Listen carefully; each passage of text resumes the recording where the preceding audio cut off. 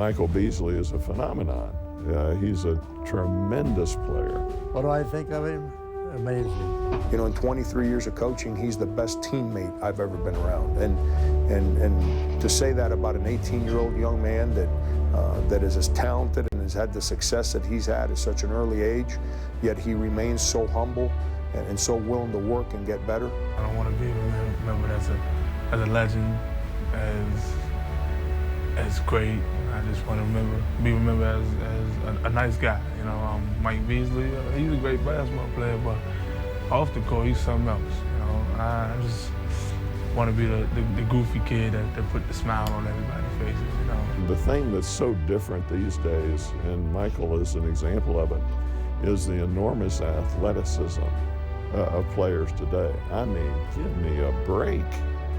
Where these guys get the quickness and the explosiveness, etc. And the whole game has really changed. Every day he'd come back and do something that show you what a special person he is. You know, whether it be his interaction with people in this community, whether it be how giving he was to his teammates on the floor in practice.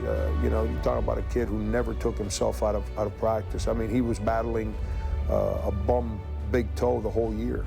You know, he never once came in and said, man, I can't practice today. You know, it's he'd come in and deal with it and not just get through it, but excel and compete at a high level in practice. And he understood the responsibility that it takes to be the best player on a good team. I mean, a lot of people can be a good player on a bad team.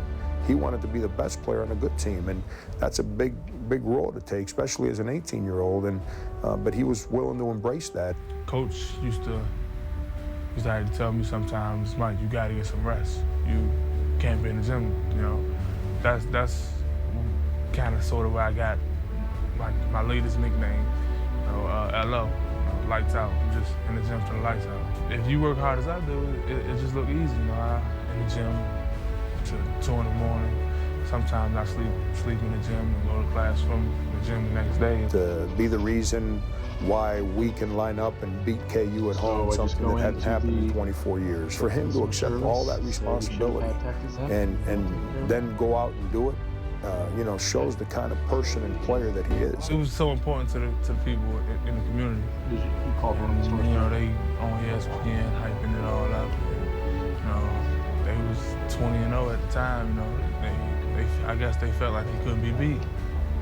So me and the guys, you know, got together and talked it over. We practiced hard all week, you know, and I think that was probably the most intense week of practice we had all year. And, you know, it just carried over. We knew we had a talented group of young kids, and, you know, our weakness was KU's strength, which is our inexperience was their strength, which is they were the most experienced team in the country. But, you know, we also felt that if we did certain things and played a certain way, that we can create some problems for them. And, you know, to our kids' credit, all those young kids and even the upperclassmen, they believed from that first day of practice that we were going to win that game. Jake got off the bench and just couldn't miss. I mean, everything he was doing was just so right, you know, from every little step he took, every pass he made, you know, every shot, every fast break he started, you know. He was tremendous, you know, and you've seen spurts of that throughout the year. You know, Jake was a special player. It just took a big game like that to bring it out of him. As soon as that horn sounded, you know, I was over there thanking Bill Self, you know, and as soon as I did that, I just kept walking towards the locker room, and I got in the locker room and I was alone. And I didn't understand why it was taking so long, but, you know, eventually the players all got in there, and we talked about, you know, the things that we talk about after every game, and then when I came back outside, I just was amazed. I still couldn't believe just the thousands of people that were still there, and you know, watching 10-year-old kids and 70-year-old grown folks both crying and tears of joy, you know, tears of excitement, and that's when it hit me. That's the first time that I sensed just what a meaningful win that would be for you know, the people of K-State. You know, I never seen fans like that. I never seen fans so crazy and so enthusiastic about a basketball game. But, you know, that's just their love for the game. I think sometimes they love it more than we do. I don't think you can go anywhere in the country and get as much love as you do here.